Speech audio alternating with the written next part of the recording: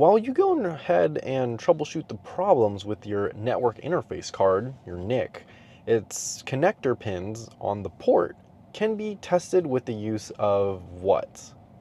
Well, it's definitely not a post card. Post stands for Power On Self Test. And your computer does this every time it turns on. It basically checks to make sure your CPU is responding, your GPU, your RAM, all that stuff is responding.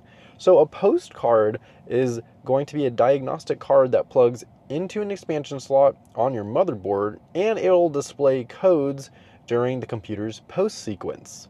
So if you have a problem posting, the post card will help diagnose issues with any hardware components.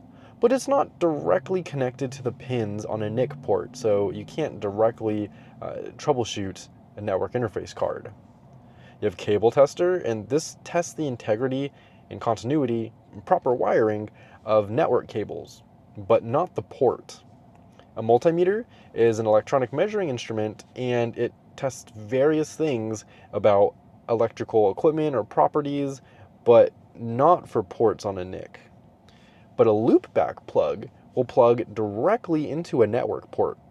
It connects the transmit and receiving pins, and it allows the NIC to send data and immediately receive it back. So this will verify the functionality of the internal circuitry of that network interface card's port. There's two paths that it needs to verify, the transmit and the receive paths. So it'll see if there's a problem on either of them, and it'll let you know.